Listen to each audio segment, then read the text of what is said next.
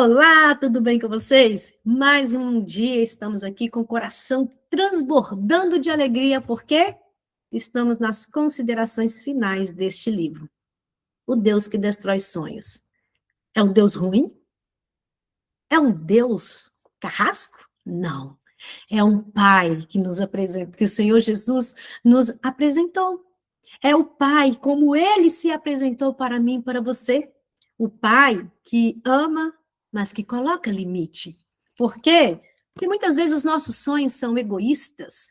Os nossos sonhos são o quê? Para nosso próprio deleite, para nosso próprio bem.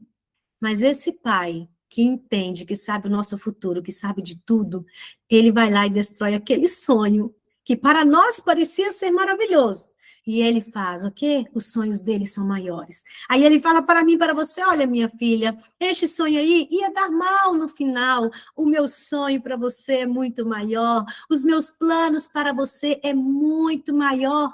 E é isso que o nosso Pai faz. Sabe para quê? Para nos proteger.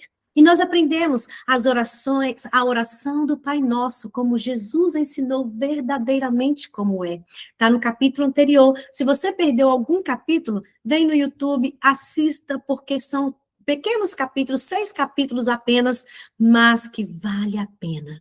E que o Senhor Jesus continue ministrando no nosso coração, hoje, nas considerações finais. O Deus selvagem. Em As Crônicas de Nárnia, fantasia criada por C.S. Lewis, sem dúvida, a personagem principal é o leão Aslan. Ele é o criador e o salvador de Nárnia. Aslan é o Cristo de Nárnia. O leão de Lewis remete ao Cristo do cristianismo.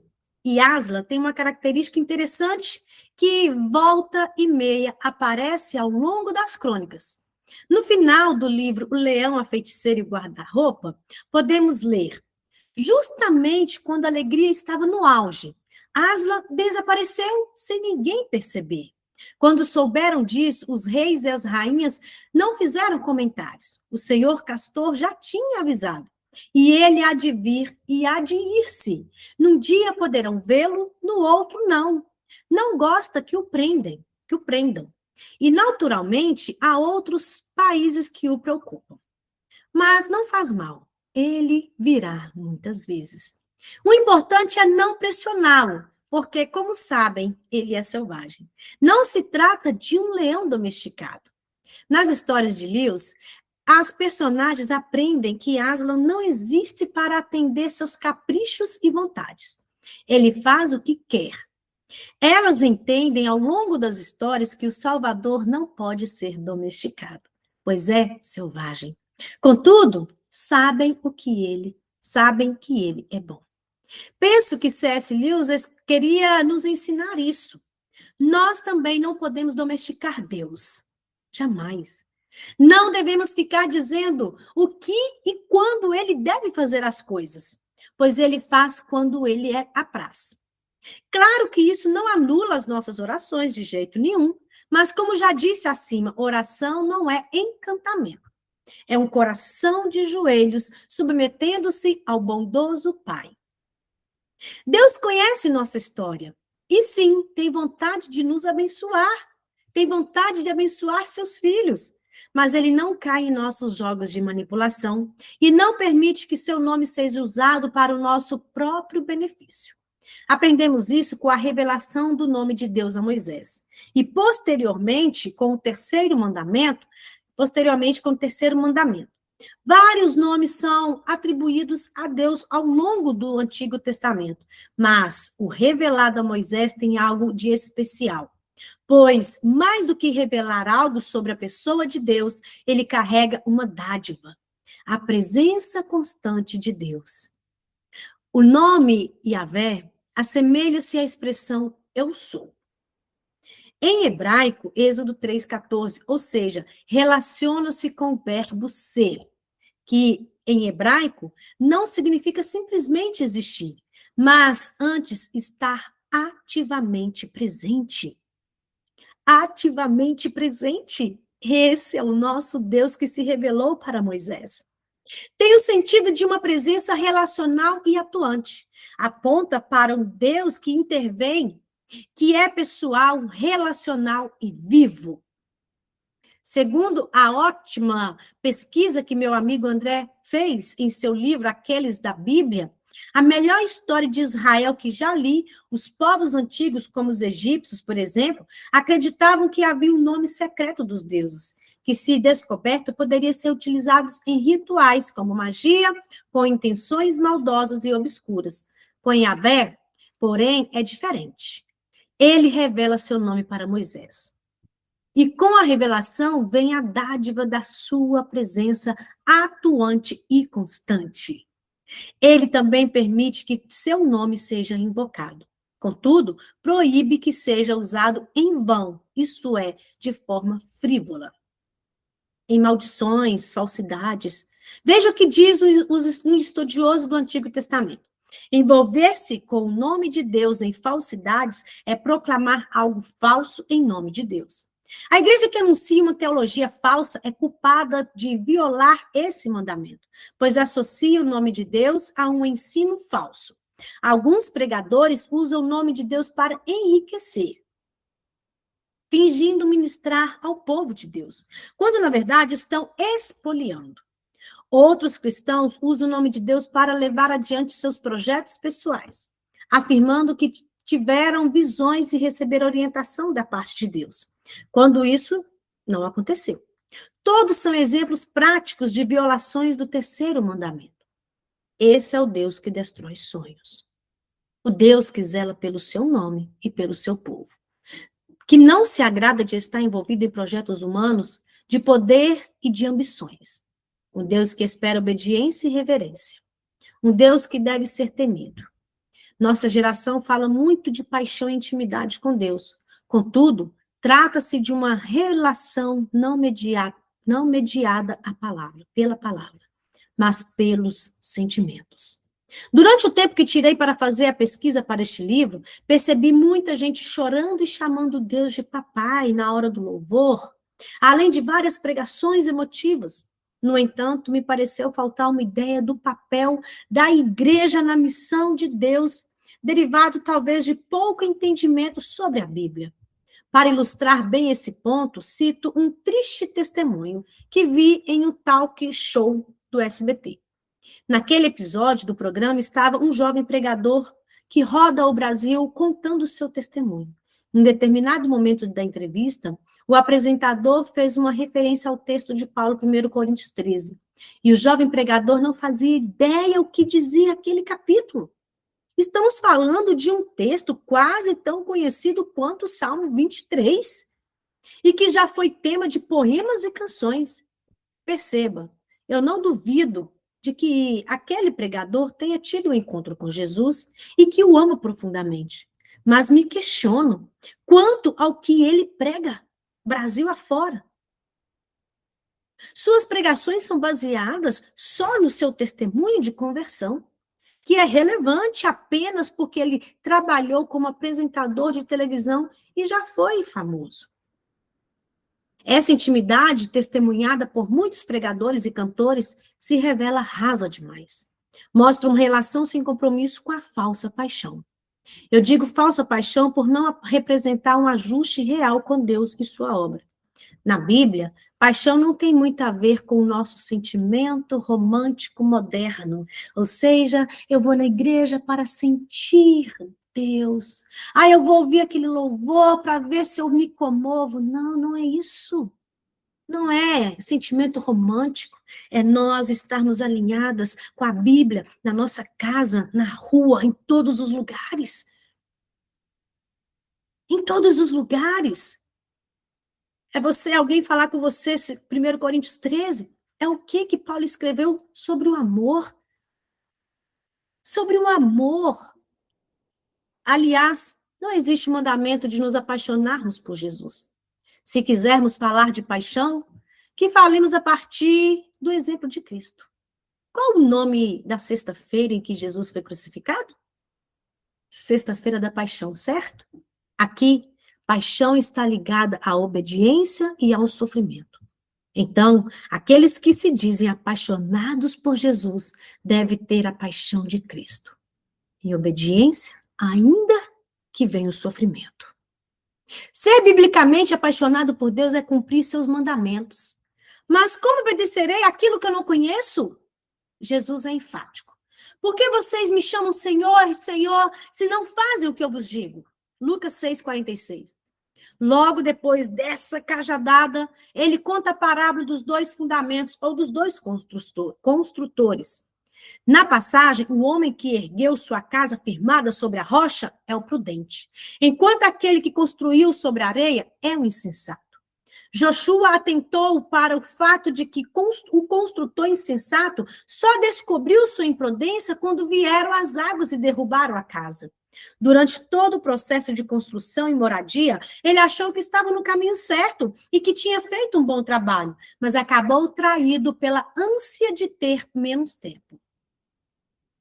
Já que não se preocupou com a fundação, apenas com a boa casa que tivesse vista para o mar. Essa espiritualidade imediatista e sem preocupações com a fundação é contrastada com a espiritualidade paciente e prudente. Estar firmado sobre a rocha é estar edificado nos ensinamentos de Jesus, ou seja, ter como fundamento a boa doutrina e não arrepios. Não simplesmente um arrepio lá na igreja. Experiências místicas ou recebimento de bênçãos. Nossa, o pastor vai orar para mim, eu vou sentir aquele arrepio, eu senti a presença de Deus. Não é isso. É você ficar firmado, é nós firmarmos na doutrina, na palavra. Sabedoria é ouvir Jesus e colocar em prática os seus ensinamentos. É isso. É todos os dias.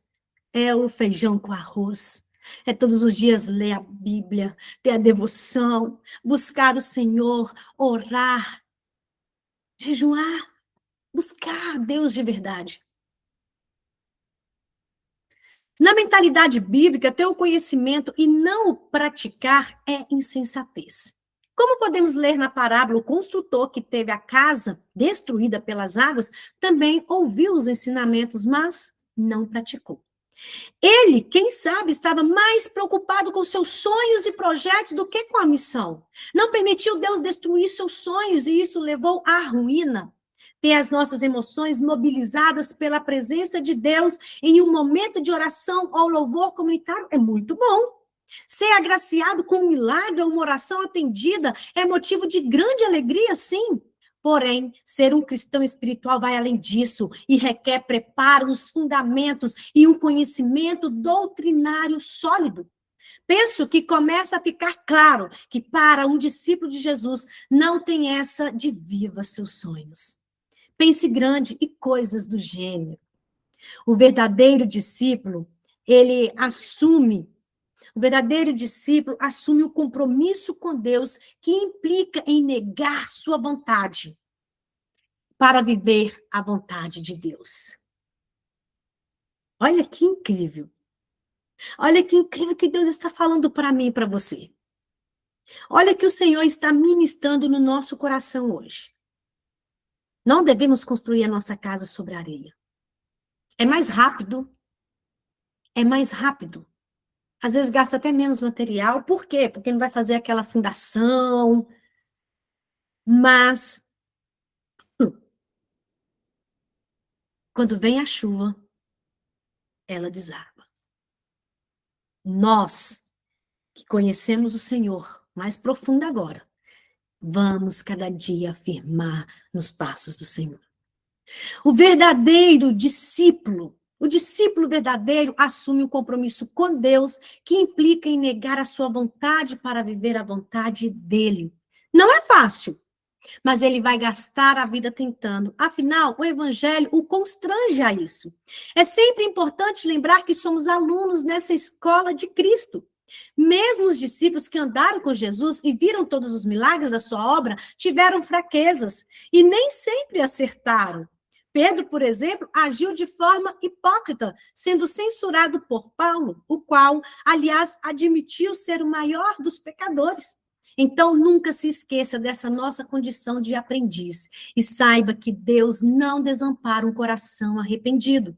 Como ouvi certa vez, ser discípulo de Jesus é, acima de tudo, estar aos pés de Cristo. Uau! Outro ponto importante que devemos ter em nossa mente é que a entrega não garante salvação. Deus não se impressiona com pessoas que fazem o bem e as leva para o céu só porque faz o bem. Deus não impressiona com o que você faz, com o que eu faço. Deus não está impressionado porque a gente tira esse tempo. Não, ele não está impressionado por isso. O Senhor não impressiona com o bem que nós fazemos. Eu já falei, é porque nós somos salvos pela graça. E a graça nos dá esse desejo de fazer a vontade dele, porque nós reconhecemos que ele é nosso pai, nós reconhecemos que somos servos, reconhecemos que somos discípulos, reconhecemos a grandeza dele e que somos amigos dele, amigas do noivo, não é verdade? O evangelho não é o ser humano em direção a Deus, com as mãos cheias de boas obras para trocar com uma coroa, vou lá trocar pela minha coroa. Não é isso. Evangelho é Deus em direção à criação, com as mãos cheias de sangue, trocando a coroa pela cruz. O evangelho é, então, antes de qualquer coisa, um relato sobre a obra de Cristo a nosso favor. É por esse motivo e dessa maneira que o evangelho é salvação pela graça. O evangelho é boa notícia porque se trata de uma salvação realizada a nosso favor. É uma boa notícia que cria uma vida de amor, mas a vida de amor não é em si o evangelho. Bem, se eu estivesse com amigos na pizzaria conversando sobre isso e alguém citasse essa definição do Keller, só diria: passa a régua e fecha a conta. Uau! Finalizamos esse capítulo. As considerações finais. Finalizamos este livro incrível. Como o Senhor ministrou meu coração. Como o Senhor ministrou nosso coração sobre o que é o Evangelho. Sobre o que realmente é ser discípulo de Jesus. Nós somos discípulos de Jesus. O Senhor nos chamou para ser discípulos dele. O Senhor nos chamou para reedificar a nossa casa sobre a rocha. O Senhor nos chamou para ter um coração voltado para Ele, não viver uma vida de hipocrisia, não viver uma vida de egoísmo. Aquela música fala muito, né? Ah, Jesus. Hoje, coloquei essa música e estava louvando o Senhor, para que o Senhor nos ajude a vencer o orgulho, a hipocrisia, e que venhamos cada dia estar aos pés da cruz. Que venhamos a cada dia buscar a presença do nosso Deus. Que o Senhor abençoe vocês, que o Senhor abençoe e guarde, o Senhor faça resplandecer o rosto sobre vocês e tenha misericórdia de vocês, e sobre vocês levante o rosto e dê a paz. É a bênção sacerdotal Números. E celebre, porque finalizamos mais um livro para a glória de Deus. Deus abençoe e até a próxima, se Deus permitir.